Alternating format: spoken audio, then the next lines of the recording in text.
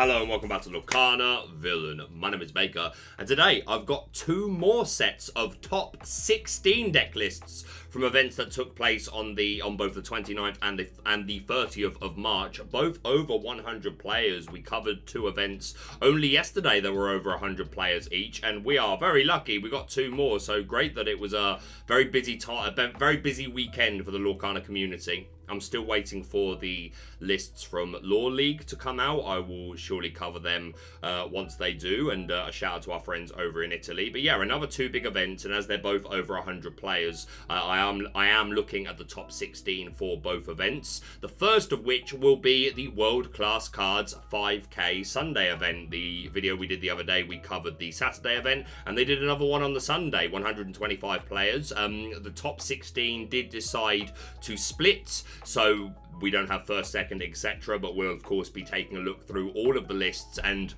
some of you will be very pleased to hear no blue steel lists at all from this first event that we're going to look at. 3 Ruby Sapphire, which I think is very manageable. Great to see a lot of other ink combinations doing well in this event, so that's what we'll be starting with. And we're also going to take a look at an event on the 29th of March in Spain, Gran Torneo de Disney Lorcana in Inter Ocio. Definitely butchered that, but a 127 player event. It was hosted by Ravensburger, which is awesome to see, and we've got 16 deck lists to look at for that as well. Actually, I do think that there's 3 missing from the World Class Cards event, the one where they split top 16. But we've got all 16 deck lists for this event in Spain. Fair warning, this event is very Sapphire heavy. There are a couple of anomalies, a couple of interesting Ruby Amethyst lists to look at, including the first place one. But nonetheless, lots of data to take a look at. I want to apologise for the video yesterday being laggy. It's not common, but it has happened a couple of times over the past few months. So I definitely want to work out what's going on there. I need to call in Fidget, my tech guy. And a couple of videos back, I forgot to even put in timestamps, and I know that people enjoy timestamps, so apologies for that. I've been a bit all over the place at the moment. But nonetheless, we're going to look at the new metadata. A shout out to the channel sponsor, Cardmarket. If you're looking for Lorcana singles at competitive rates, then check out Cardmarket, you saucy teapot. But let's look at some top 16 deck lists. So starting off with World Class Cards, another 5K event. This was a top 16 split. But we're going to start off with some SteelSong, courtesy of Mitchell Forker, with a very cool list. It turns out that I was completely mistaken about whole new world variants of decks, whether it be with Sapphire or Amber, being this season probably being the least represented I expected them to have ever been, but there's been an awful lot. They've been doing really, really well. I still imagine it's a very hard matchup into Ruby Sapphire, but a lot of whole new world variants doing well, which is great to see. This version in particular, a lot of the usual suspects. We're playing 2 copies of the new Aurora, 3 cost inkable, 1 4 quest for 2, sing a 5, and if you remove 1 or more damage from a character, then you can ready her, and she can't challenge or quest for the rest of the turn. So the event we looked at the other day, there was someone playing a couple of copies of this. I said sometimes you might run the Gaston, with the 3 strength being better against the red decks. But this Aurora does offer like a pretty good high roll. Not only is she questing for 2, but I mentioned the other day you can either have her quest or sing something, and then if you do play a Rapunzel to heal some damage, then you re-ready her and she can sing something else. Something I didn't mention yesterday, but is worth mentioning, with that 4 willpower, she's a pretty good Rapunzel trap target in and of herself. So if on turn 4 you're able to challenge something with Aurora, take some damage, play the Rapunzel, re-ready Aurora, and now she can sing something. So that is pretty cool. 4 copies of the Troubadour here, of course, as our singer 4 to sing nearly all of our songs, including 1 copy of I Find 'Em, I Flatten 'Em, respecting the decks that want to have a nice wide item package. 3 copies of Miss Bianca going to combine really nicely with the Troubadour ally, being a turn 4 drop that can sing all of our songs, and she's big and bulky. 1 Prince Naveen for that panic whole new world, or that aggressive Long Came Zeus turn to flip tempo on the board, hopefully. 1 copy of Cinderella Stout Hearted, which I always like to see at least one of these and threaten that shift. Even like it's better in open deck lists, right? Because they have to respect it. But even in closed deck lists, like some players will, they'll make a move and say, "I hope you don't run Cinderella Stout Hearted," and she can be really good. The spice here, 2 copies of Look at This Stuff.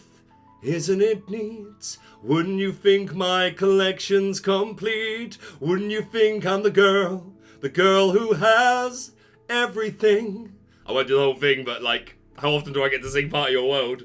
2 copies here. 3 cost uninkable song. Return a character card from your discard to your hand. So not a card that we see a lot. Obviously being uninkable does hurt it, but there is of course a lot of synergy here. We're playing a whole new world, so we might be throwing away characters that we would like to get back later on. Things like Pete's, Rapunzel's, pretty much Ariel's, pretty much everything. It's another song, so your Ariel has better odds to hit, which is never a bad thing. If that's your main priority, then I'd probably be more inclined to go towards something like a Bare Necessities, which is also inkable. But this can certainly have its niche use cases and made top 16 in an over 100 player event, so you'd love to see it. But yeah, everything else here pretty standard. The 3 Neverland, which I think is pretty staple now for these SteelSong decks. Otherwise, I don't know how they're competing with Ruby Sapphire at all. That's certainly going to help in that matchup. And traditional songs with 3 Zeus. So yeah, super good looking list. Congratulations to Mitchell. And our other Amber Steel deck from this event making top 16, but not classic SteelSong,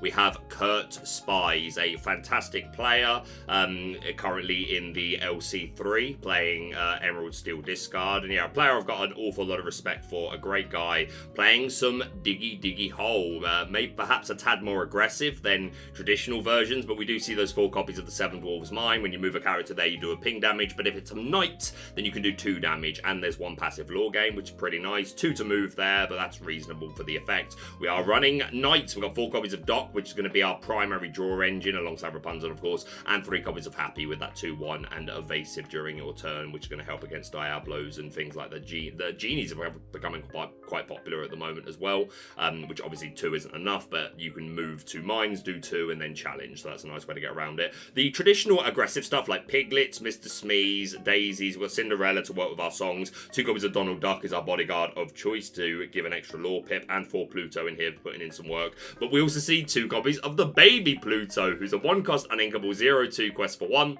and good dog. You can exert and you pay 1 less for the next character you play this turn. So this enables a turn 2 3-drop. So I don't think you really want to be playing a turn 2 Donald Duck, especially because Pluto just exerted and is not questing. Pete doesn't sound great, so an early Lawrence, I don't think that's really when you're going to try and take advantage of this. I think it's probably going to be from turn 3 onwards, where you can maybe then play a couple of 2-drops on turn 4. Maybe you can play a 2-drop and a 3-drop like a Donald Duck and an early Pete, something like that. Super cool. Again, like I don't know if there's a more specific purpose for this in a specific matchup. If there is, maybe someone can point it out down below. And to be fair, like, I don't care. I could always message him and just ask. Maybe we'll see him in the comments. But nonetheless, great to see this list doing well. Great to see Kurt doing well, and with the friendly pooch as well. So congratulations to Kurt. Next up, we have the first of 3 Amber Emerald Hyper Aggro decks. Now, I've been calling this Lady in Lime, which I still stand by. I think that's a great name. But a lot of the community have dubbed this Sherna Dog, which I think is also fantastic. So, Lemon and Lime, Sherna Dog, whatever you want to call it, this deck is performing remarkably well. We've got Jack Morales here with a 2-line special, super aggressive. So, we've got this new Dual Ink Tramp, who's a 7-cost inkable 2/6 quest for 2. You pay 1 less to play him for each character you have on board. And when you play him, you can draw cards equal to the number of other characters you control, and then discard that many cards. So on turn 4, you could play this if you curved out, and then you draw 3 and discard 3. And it doesn't have to be on turn 4, you can do it in other ways. And we're fueling this big bad Chernabog, who you pay 1 less to play him for every character in your discard, and then they get shuffled back into your deck. So that's a great way that we can take advantage of us flooding our discard pile. We're also running 4 Yzma for that same reason, the new 2-cost inkable 2/2, who just filters on play. You draw a card, discard a card. So putting stuff in the bin. We are not playing any copies of the Floodborn Lady, which is a surprise, to be honest. And don't get me wrong, there's of course like the effect, like Chernadog, there you go. Chernabog wanting to put characters back into the deck is obviously counterintuitive to Lady, but like you just take whichever line is better, right? If you need the big body, then you go the Chernadog. If you need, that's sticking now apparently. But if you need the cards back in your hand, then you go with the Floodborn Lady. We are playing the 1-cost Lady, who quests for 1 more if there's a Tramp on board, and we're obviously running the Dual Link Tramp that we've already talked about, but also the 2-cost 1/3, who quests for 1. You pay 1 less to play him if you have a lady in play. And when you play him, chosen character of yours gets +1 strength this turn for each other character you have in play. And again, we're looking to build a wide board. We're an aggressive deck, especially because we want to play Tramp for a lower cost. So this Tramp coming down could potentially give +3, +4 strength to something, and then suddenly you're taking out a big opposing threat with a Nala or a Little John, these 0/4s. We've got the aggressive stuff like Lilo, Merfolk, and Daisies. Go for hopefully some burst lore if there's a damage sitter on the board for Ursula to snipe away those songs. Cricky as well to give us nice challenge and turns out of nowhere. So I love a lot about this deck. I am surprised to not see the lady. She isn't uninkable, sure. But yeah, like again with the Yzma you can filter through. Yeah, just a bit of a surprise, but just goes to show that this concept, just like the Tramp and the Chernabog, as kind of like the mid-late game finishers for this otherwise just very aggressive strategy, is enough. So huge congratulations to Jack. Next up, we've got Garrett Stroud, also on a Lady and Lime Chernadog deck package, but some spice in here. We're seeing 4 copies of Zero to Hero, just like that, which is a 2-cost uninkable song. Count the number of characters you have in play. You pay that amount of ink less for the next character you play this turn. So I'm sure we could sit here and like paint out a bunch of scenarios, but plenty of 2-cost characters. You don't really want to be singing it with the Piglet, but singing with the Go-Go Tamago, the Ursula, and the Tramp all seem reasonable. All have, like, their abilities are on play, so after that they're kind of just board sitters. So they're perfect things to sing this, and cheat out something big, bad, and beautiful. Like, you wouldn't necessarily do it. You might do it on turn 3 if you went 1-drop, 2-drop, and then on turn 3 you have your 2-drop sing this. So you're paying 2 less, so that's a 5-drop that turn. You wouldn't want to play an early lady. You play the Cricky, but you've just sung with your 2-drop, so you could give your 1-drop a boost, I guess. I think it's probably more optimal to play it a bit later on in the game. Like cheating out a Clarabelle early seems pretty good. I'm sure you can probably find a turn where before your opponent is expecting it. Like maybe turn 4, you play a couple of characters, or something sings Zero to Hero, and then you've still got enough to shift this Clarabelle in and draw a bunch of cards. Yeah, it looks really cool. I really like the 4 copies of Prince Philip as well. I think this is super. Like, if I was running Emerald, I would struggle to not want to run this character, the Ward and the 3 strength being super significant. Really, really like it. So yeah, a slightly different version here. Congratulations to Garrett. And our final Emerald Amber deck from this event, we have Alexis with, could you call this green farsa?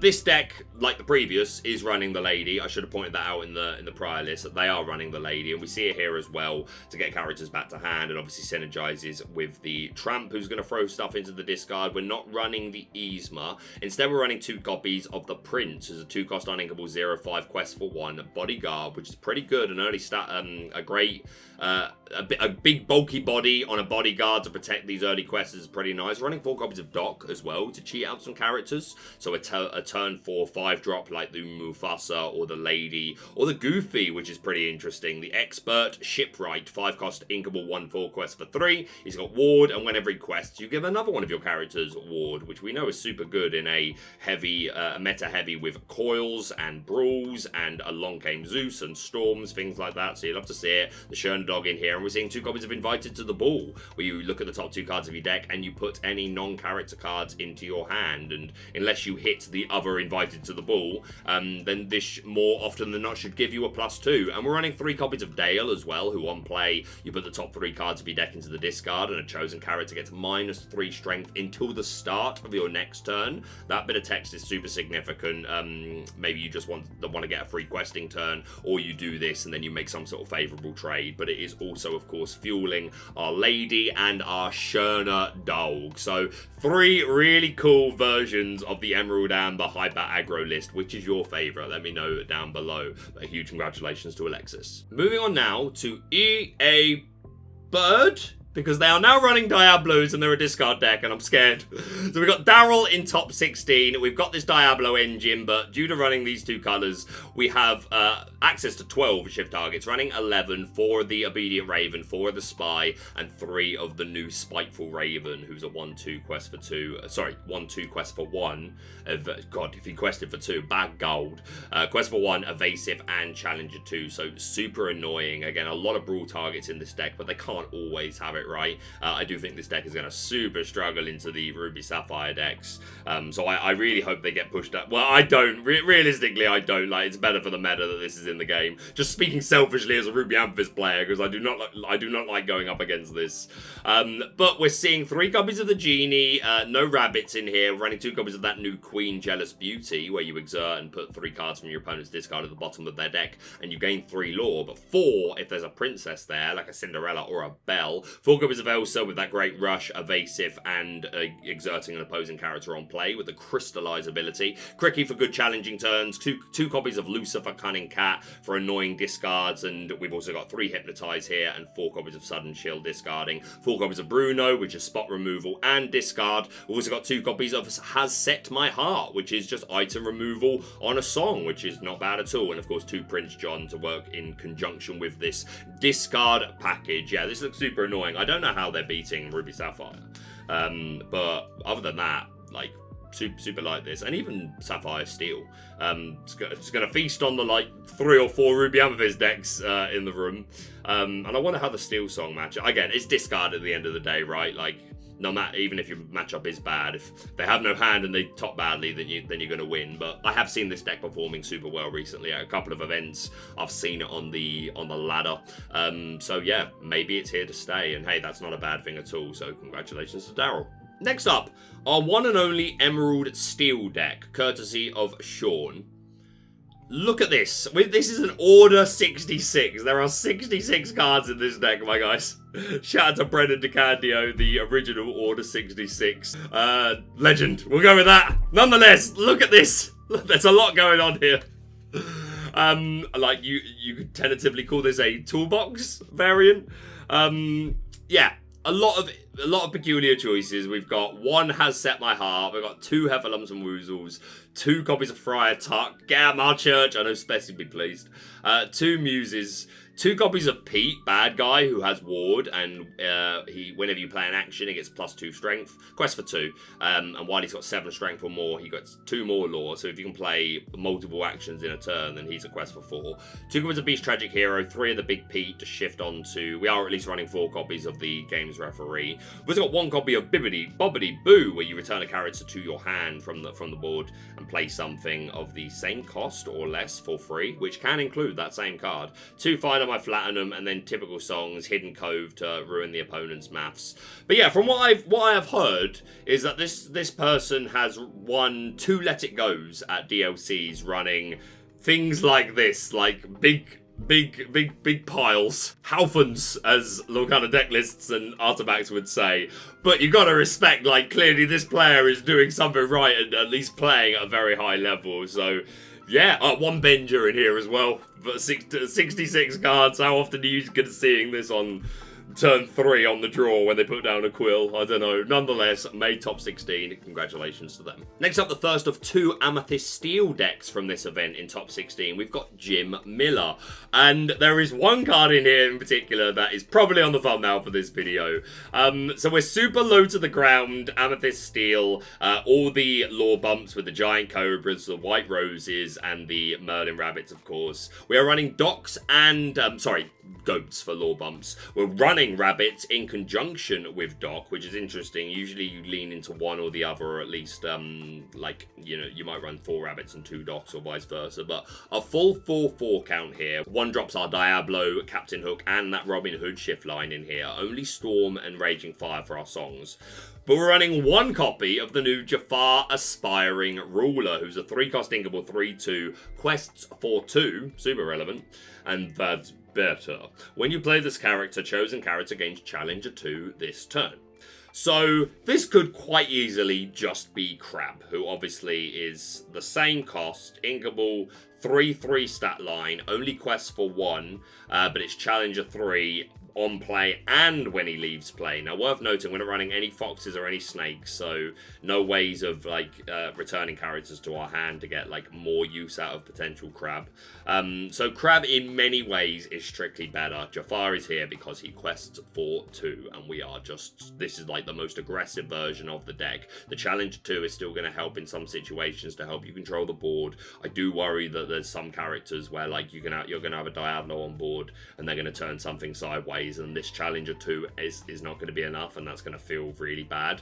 But maybe the ability to quest for 2, maybe questing for 2, to put it better, is more relevant more of the time. I don't know, but certainly did well for Jim. Other than that, a lot of traditional things here. 2-line special, we've got the Smees for stats, Calhoun to control the board. No Zeus in here is a little bit of a surprise considering how many 4-drops we've got in here. Even just 1, right? But deck looks super clean. Congratulations to Jim. And our other Amethyst Steel deck from this event, we have Jacob.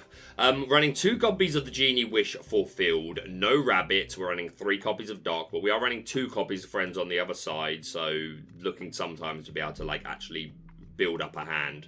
But we're running 3 copies of Genie Supportive Friend, who's a 4-cost uninkable 3/5 quest for 1. Whenever this character quests, you may shuffle this card into your deck to draw 3 cards. So this is very slow, but obviously if it does survive the turn, then going into your next turn starting by, right, I'll just exert, put this in, shuffle this into the deck and draw an extra 3 card. Drawing 3 is huge.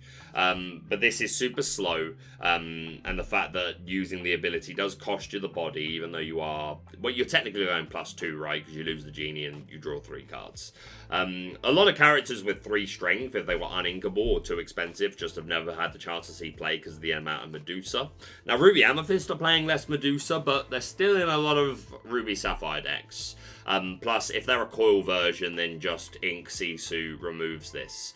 So I don't think this is necessarily optimal, but I love to see it. Like, as a content creator talking through decks, and a lot of them often looking the same, any excuse to talk about something different. And again, led Jacob to top 16, over 100 players, world-class cards. Again, we know there are a lot of very good players in the room.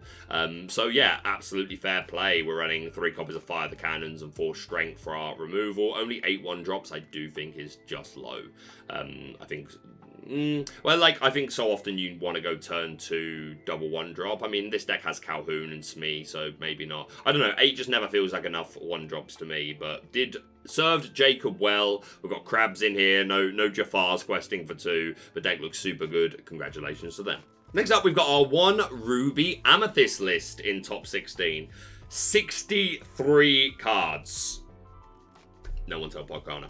What I love to see here is 3 copies of Tremaine and 2 copies of B-King Undisputed. Now, that too much, like, a lot of this deck isn't similar enough to mine for me to say, hey, I feel like this is my build of Ruby Amethyst that I've been sort of advocating for. But great to see the 2 copies of B-King doing well and 3 Tremaine. Again, I've said before, I think this, in such a high Sapphire meta, we want, like, as a Ruby Amethyst player, you want to see the blue decks, really, even though they are still super, super strong. The Tremaines help out a tremendous amount in that. We've got a good aggressive early game. So yeah, I think having this ability, whether it's on B-Kings or Tremaines or both, is super, super good. We've got 1 Medusa in here as well as an extra lady. We're also running 2 copies of Finders Keepers, draw 3 cards, which has come in and out of format, out of meta, should I say, depending on how popular Emerald Steel has been. Emerald Steel is being touted as quite a good deck at the moment with the way the meta looks, so against those decks in particular, this is going to have helped a lot.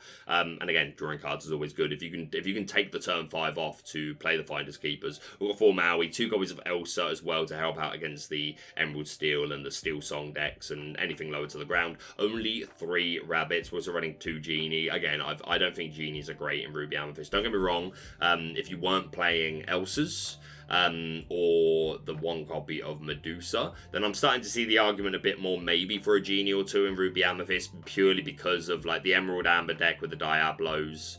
Yeah, like Genie could fulfill a need for Ruby Amethyst depending on how much evasive there is in the room.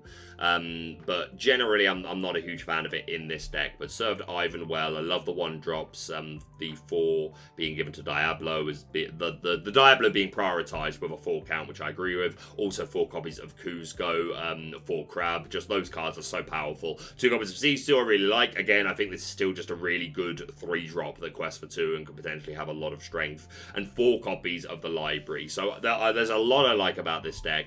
I'm not a fan of the 63 cards. I would love to cut the 2 Genies and go up to the 4th Rabbit. So that puts us at 62 cards. And then, yeah, it's like, and then from there it's player preference, right? Like, maybe you cut the Medusa, maybe you cut one of the Lady Tremaines, maybe you don't like the Finders Keepers, maybe you don't like the Elsas. The Elsas can be important if there's a lot of Emerald in the room, I grant you.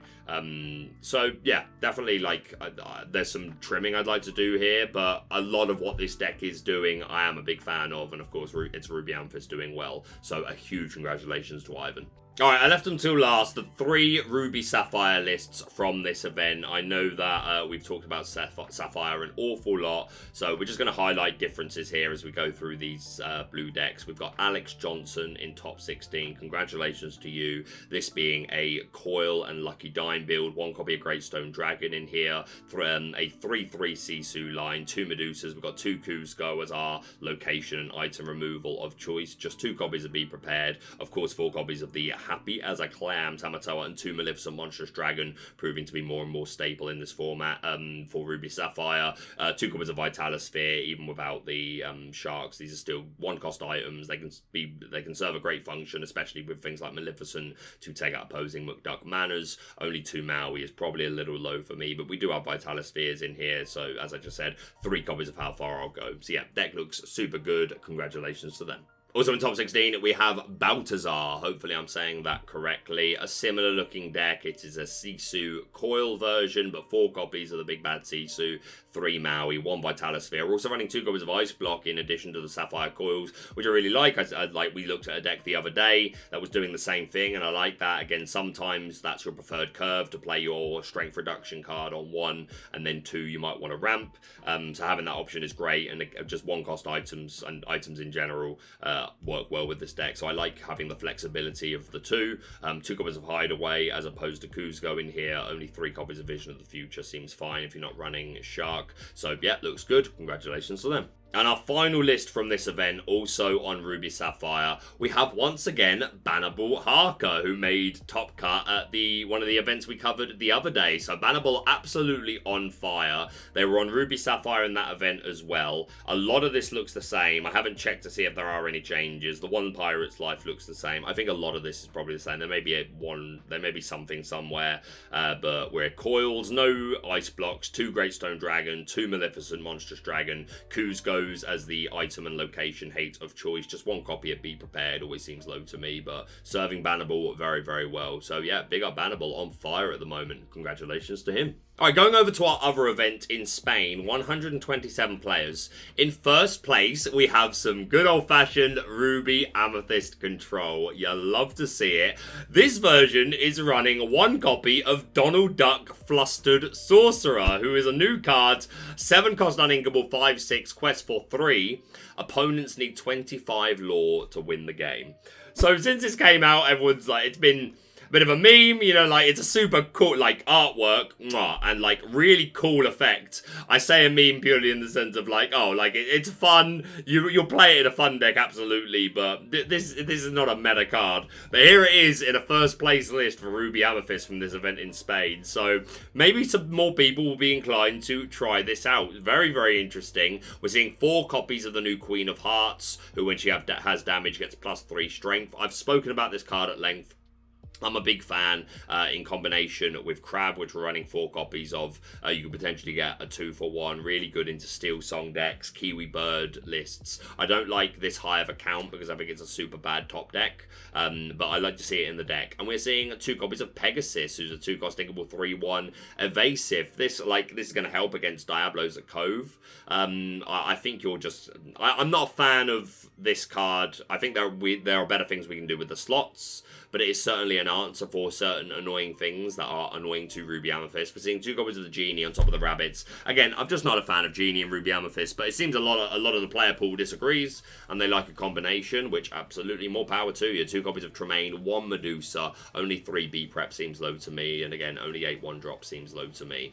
So the Donald is super cool. I like the Queen of Hearts being here, but not as high a count necessarily. 2 Pegasus is interesting. Most other things look really, really good. 3 Library, 2 Elsa is perfectly understandable, but yeah, led them all the way to first place, which is great to see, so congratulations to them. And also on Ruby Amethyst, in top 16, we have Nellion, definitely getting that wrong, but shout out to you. And the first thing that will be jumping out at you, well, to be fair, there's a couple of things that could be jumping out of you. So one of the first things will be, we are running 4 copies of Flynn Rider, our old frenemy. I've said a lot, I know Ed has said that if Ruby Sapphire is a large percentage of the room, and they're looking to go turn 1 Porpsicle into turn 2 Coil, then our Flynn Riders could absolutely run havoc on them. Of course, they're not great into any of the decks that are running things like Storm, but Ruby Sapphire lists, then these Flynns are absolutely going to eat, and clearly did very well for this player in this event. The thing that I do not understand are the 3 copies of Mother Gothel, Vein Sorceress. 3 cost inkable, 1 full quest for 1, and whenever one of your characters challenges, you may move 1 damage counter from chosen character to chosen opposing character. So this can include damage counters that are on your opponent's characters, so there are certainly niche uses here. If you put her down on the same turn you're challenging into something, and there's like a smear on board with a damage counter. I'm wondering, there might be something like a specific line in a specific matchup where this is super good. But yeah, honestly, don't really get the reasoning behind this Mother Gothel, and 3 copies as well. Again, please educate me in the comments if you think you may know. 4 copies of Genie. Again, I've spoke about this in Ruby Sapphire, Ruby Amethyst, not a fan. And only 2 copies of Rabbit, especially because we do have a full bounce package here of 4 Snake, 4 Fox, only 3 Goat, not a fan of. 3 copies of Elsa, 2 Library, 3 B Prep, only 3 Brawl. Again, I still don't like less than 4 Brawl. I think if nothing else, you need to answer the Flavish on the turn it comes down. And these opposing Genies, although we are running 2 copies of Big Sisu, so I suppose that's how you justify the lower Brawl count. But like, you're on the draw game, man, or if you miss the Sisu. I don't know. There's things I really like about this list. Mother Gothel is not one of them, and less than 4 Goat and 4 Rabbit, again, I'm just not a fan of. But hats off to this player. 4 Tremaine, I super like. But yeah, hats off to this player. Again, a big field. Love the 1-drops as well. And I think bringing back Flynn is a great idea. Again, if you're going into an event where you're just going to say, okay, I'm playing the deck where if I run into like enough of the red-blue decks, then I should just have really good matchups into them. So you love to see it. Congratulations to them. Alright, going back to second place, we have the first of quite a few Sapphire Steel lists. See some of you in a bit. But we've got Borkers here, 62 cards, which is quite a lot. But this looks like the kind of Artabax interpretation of Kiwi Bird, prioritizing our curve, but we're not running Alice. Instead, we're running Grandma Tala and 3 copies of Along Came Zeus, so a little bit more control. We've got 3 Bengers here, respecting items. Our only 1-drops are the Porpsicles and the Forward Spheres, but still, that's more than enough, and especially working with Bell. Yeah, this looks like pretty much the Artabax list that we've seen him piloting in the LC3. We know it's super good. Congratulations to them. Moving on to top 16, probably one of the more interesting Sapphire Steel lists, comes to us from TXC. I'm not gonna bother. 61 cards.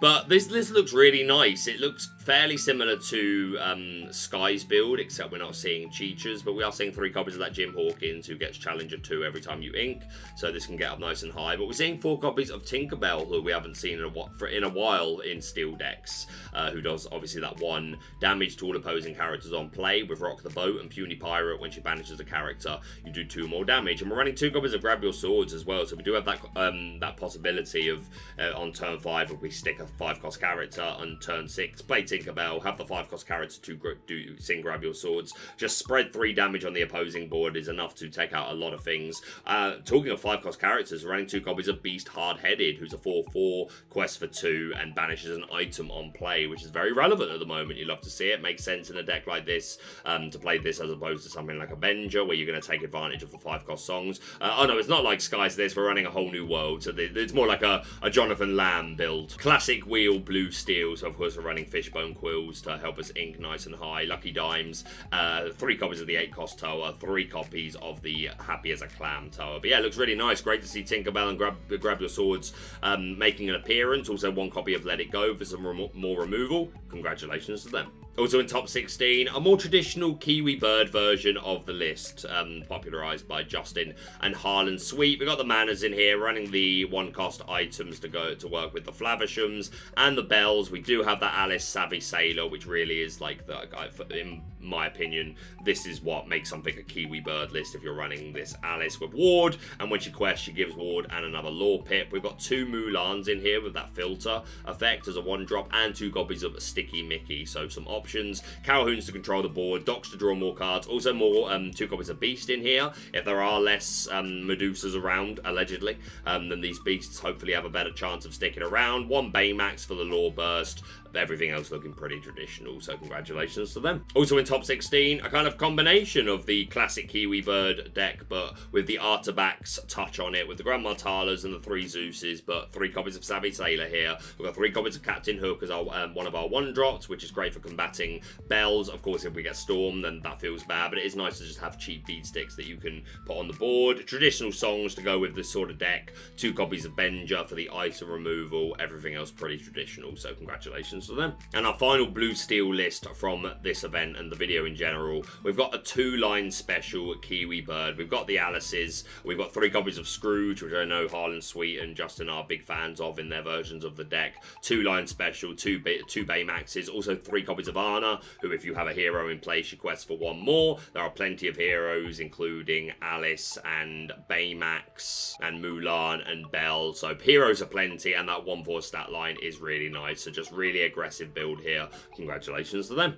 Going back to top 4, the first of 3 Ruby Sapphire lists from this event. We are a Sisu Coil version, but only 3 coils, but we are also running 4 copies of that Maui Shark. So in to work with him, we've got the 4 Sail and the 4 Vision. Cheap actions to take advantage of the Lore Burst. No McDuck Manners in here. 3 Vitalisphere, 1-cost items are good in this deck anyway, and they work particularly well with the Maui Shark for that surprise challenge to get back an action from the discard. 3 copies of Pirate's Life, 3 How Far I'll Go, 1 Let It Go for spot removal. No big Tamatoas, no Lucky Dimes, just this kind of DKP package, but not as tight without the McDuck Manners. So adding in this Sisu Coil package essentially, but it's not the first time we've seen it. 61 cards worth mentioning. Congratulations to them. In top 8, another Ruby Sapphire list. This one playing no Sharks, only 2 copies of the big Tamatoa, but we're on a classic Sisu Coil line with 4 copies of the big Sisu. 4 Vision of the Future in here, 2 Medusa as well, 2 Kuzco to be our item and location removal, 2 cheeky Pirate's Life in there, why not, but looks good. Congratulations to them. And our final Ruby Sapphire list of the video, we've got Rizos, who again is trying to sort of get the best of both worlds. We've got the Sisu Coil package, 4 Coil, 3 big Sisu, 3 tiny Sisu, but we've also found room for 4 copies of the Maui Shark, so 4 Sail, 4 Vision, quite wide action package, 2 copies of B-Prep, 2 McDuck Mana. We found room for 2 copies of that Super Goof with the Super Peanut Powers, and 1 copy of Scar Vicious Cheetah, who I'm a big fan of in Ruby Sapphire lists. So yeah, looks good. Again, it seems that trying to get the both of both worlds is not necessarily a bad thing. 64 cards, however, is a monstrous amount of cards, but We looked at 166 cards earlier, so maybe I'm underselling this one a little bit. So yeah, probably too many cards for my liking, but a lot of cards that I like, so congratulations to them. Back to top 4, the first of 3 Amethyst Steel decks in this top 16. So Amethyst Steel doing very well. Pretty mid-range package here. No rabbits. We're a doc build. So of course we're running genies, 2 Benja for that item removal, all the burst lore, the cobras, the goats, the roses, 1 copy of Maleficent biding her time. I think it's perfectly acceptable, just as a very cheap quest for 2. Love the 1-drop package. Love the Merlin crab. Yeah, this looks really, really tight and tidy. Congratulations to them. In top 8, we have Diego with a 2-line special, a very similar build, but managed to get it on 2 lines essentially. No rabbits in here. We're using docks, strength of a raging fire. We have found room for 2 copies of the library, which I really like, but looks good, looks consistent. Congratulations to Diego. And our final Amethyst Steel deck. A bit of a wider package here. We're running 2 Doc and 2 copies of Merlin Rabbit, 2 copies of Genie, 4 Goat. So those are our 4 drops to sing Along Came Zeus, which we're running 3 copies of. 1 drops look nice. Only 8 does seem low to me. My eyes deceived me there for a moment. Yeah, again, I've made my thoughts on this clear. I think 8 always seems too low, but other than that, list looks really nice. You know, trying to jam a lot of different things in there, but led them to top 16. Congratulations to them. All right, 3 lists left to look at, and they're all different ink types. First of all, in top 8, we've got Christian, 61 cards, but playing this Lady Lime Sherna Dog list, which we've already talked through. We're running the Dales in here to help fill our discard. Only 1 copy of the Uninkable Lady, so maybe that's just better. Maybe sometimes you just want to prioritize getting out this big Sherna Dog, but good to see the Lady here nonetheless. 3 copies of Cursed Merfolk as an additional high quester. We've got the Tramps to go with these 0/4s, the Easmas to flood the discard, 4 copies of Kit Cloud Kicker as well, and 1 copy of Kida to give everything on board -3 strength until the start of your next turn, which can give you a nice free questing turn. Looks really nice. Again, really great to see this deck doing really, really well, so congratulations to them. Next up, we've got an Amber Steel aggro list. We're not running a whole new world. We're not running Along Came Zeus, just the Storms and the Strength of Raging Fires to go with the Cinderella, but besides that, just a bunch of aggro. We've got 4 copies of Mulan to help us filter and find pieces that we want, but we've got Daisies, Lilos, Piglets, Calhouns. Doc is our draw power, Lawrence and Smees for the stats. Also 4 copies of Sven in here, who quests for 2, and on play you can ready a character, so keep them safe for a quest the next turn, or after they've sung, or then have them sing, anything like that. And 4 copies of Penny, who's a Amber Steel dual link, 2 cost inkable, 1/2 quest for 2. On play you may remove up to 2 damage from a chosen character, and they gain resist 1 into the start of your next turn. And worth noting, you don't have to remove damage to give them resist 1. They can not have any damage on them, and you can still give them resist. But yeah, just a super hyper aggro version of this ink combination. Looks good. Congratulations to them. And our final list of the day, of the video, managed to get it under an hour, twice in a row while looking at 2 sets of top 16. Let's go. We've got some Blurple. Love to see it. A fan favourite ink combination.